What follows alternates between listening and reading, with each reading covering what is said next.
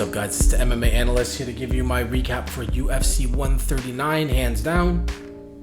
Best card of the year as of now, and I don't really see how anything else is going to top that. That was a crazy card.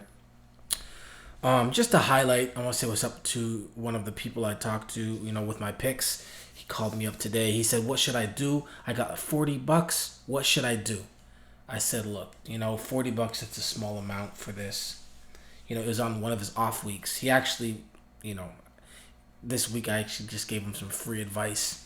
I said, listen, Wanderlei Silva is going to win this. And that's plus 140. But if he wins, he's not going to win by decision. He's going to win inside the distance. I said, put it on Wanderlei inside the distance, plus 211. Ooh, that's it. By the way, I had Dan Henderson and Mauricio Shogun as a do not bet. There we go, fight of the year, by the way. Let's get down to it. Dan Henderson, Mauricio Shogun, who I was really hesitant when I heard that they were going to have these fights 5-rounders. And, I know that Dan Henderson had some issues sometimes with cardio. The only time really he ever had it seriously was with Jake Shields, and Shogun's been habitual with it.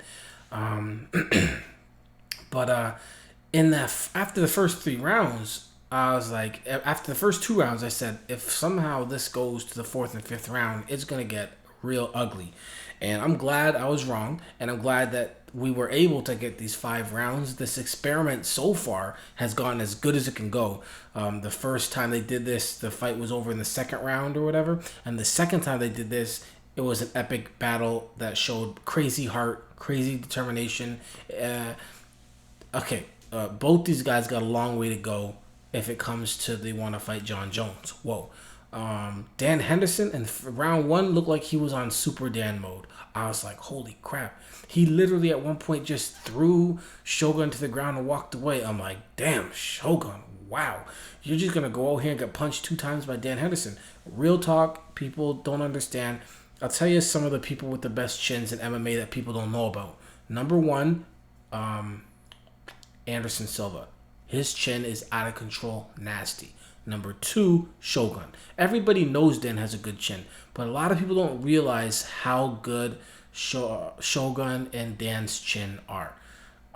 They can take a beating. Shogun puts himself in the situations where he actually takes a beating, and Anderson just takes shots and, like LMFAO. You know what I mean? Awesome fight. Dan Henderson won the first round, won the second round, won the third round. Some people are saying the third round 10-8. I disagree. He had Shogun hurt, but Shogun came back and was in charge for 2 minutes, so that doesn't count. Round 4 was definitely Shogun. Round 5, 10-8. If the judges knew what they were doing, it would be 10-8. However, that means there's a draw. I don't like draws. Do I think that we need to see this fight again? Not really, and that's what draws mean. That means they're going to go home and train and come back in a few months and fight each other again. I'm okay with the decision. There's no way on earth Shogun won that fight. Simple as that. Look, come on, dog. I'm wearing the Shogun shirt and everything. You guys know how much I like Shogun as a fighter. He did not win that fight. Epic fight, though. Just, wow. Amazing fight. To end what was let's just use the same word again, amazing card. Shogun, what's next for him? I don't know. He's coming off of, he's had the win-loss for a while. Dan Henderson, Forrest Griffin, John Jones, Leona Machida, Chuck Liddell. There are many people he can fight. I don't know who they're going to put him up against. Maybe let's do Ryan Bader. Right? Why not? All right. Kung Lee versus Wanderlei Silva. You should retire, Wanderlei. I was kind of hoping that you would retire in the cage after thank Jesus, all this stuff, and I'm gonna retire. That would have been a good look. Real talk. Wanderlei Silva won this fight because A, he's got that heart. B, he's got the heavy hands, and C, Kung Lee gasses in fights. I think if Kung Lee actually is able to just maintain a level of cardio slash not getting tired, then Vanderlei Silva's in a lot of trouble. But who cares? Like, what am I talking about? You know what I mean? I wanted Vanderlei to win. I picked Vanderlei to win. I didn't like that he was actually backing up. I thought he was gonna win via just going whirlwind. He did a lot of backing up, which allows Kung Lee to try and set up his stuff, right? But he was actually creating so much space that, Kung Lee couldn't hit him a lot of those times with his stuff. And also that stuff tired him out after like a year and a half of inactivity and making movies and stuff. Anyways, really good fight. Great win for Vanderlei Silva just because, get that damn win. Kung Lee, I don't know what's going to happen with Kung Lee, to be honest. There's lots of fights for him to take. It's just, is he actually going to fight still? What does he want to do? So yeah, good win for Vanderlei Silva. And let's go to the next fight and see what's going on.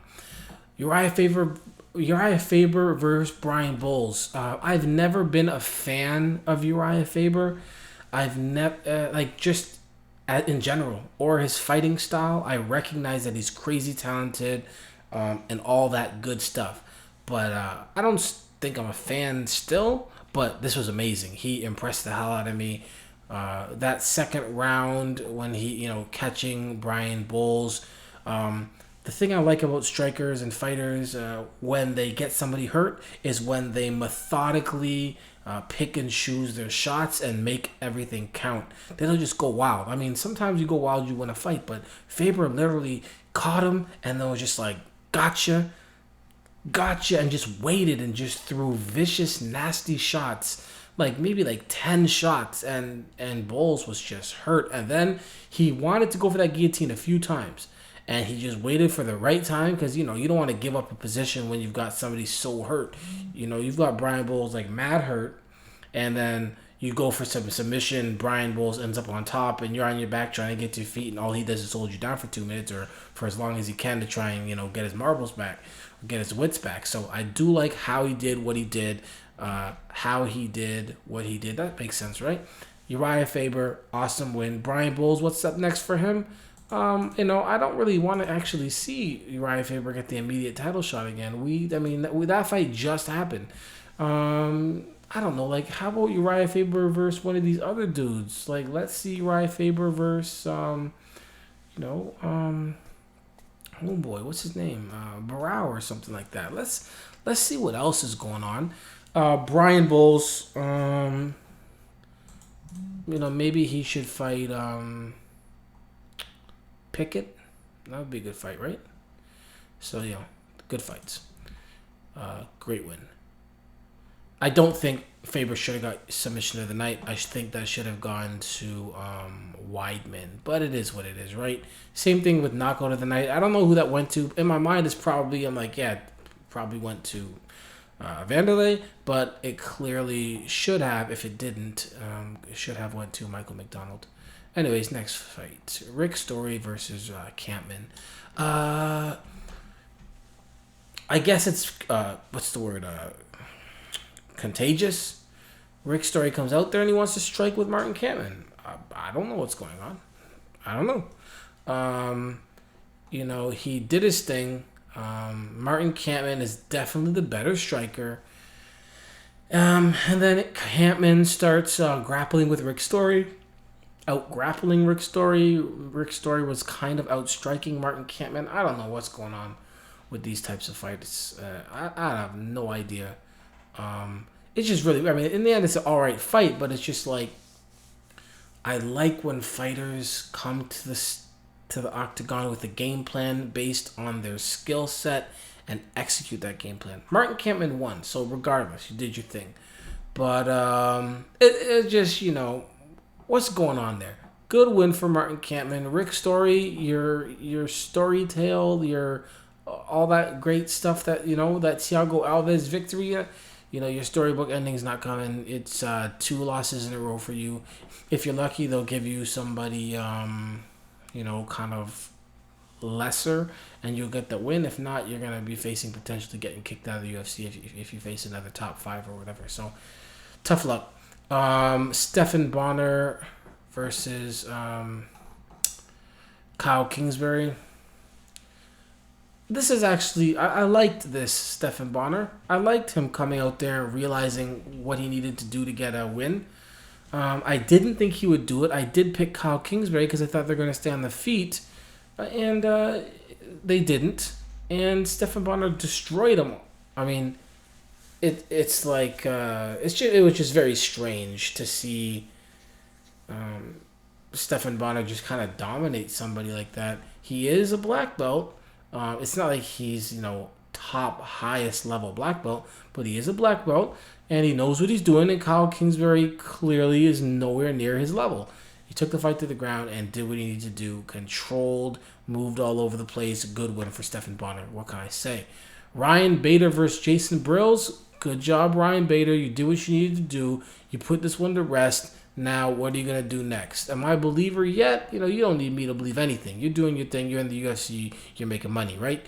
No, though. To answer the question, I'm not a believer yet. But good win for Ryan Bader. Michael McDonald, knockout of the night. Should have been vicious knockout. Who knows what's actually going to happen?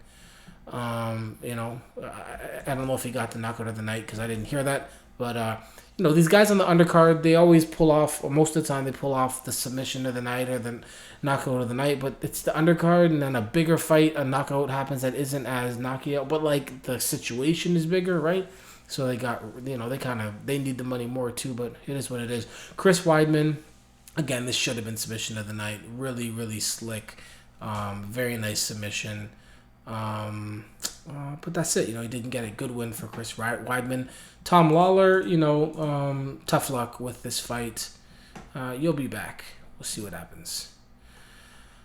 All right, Gleison Tibau versus Rafael Dos Anjos. Really good win for Gleison Tibau. Second round had Dos Anjos just rocked. I think that's the second round. Dos Anjos is just taking these shots and just leaning up against the cage. I'm like, wow. I mean, this guy's serious. End of the day, very good fight.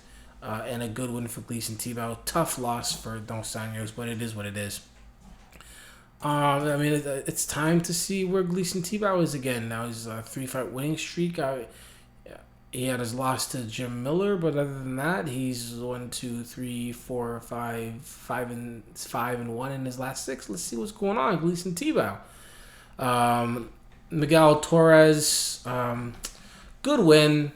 But obviously very far from where you want to be. Way too laid back. Still just doing kind of, I think if you fight somebody that goes out there and pushes the pace, I think he has problems based on what he's doing right now.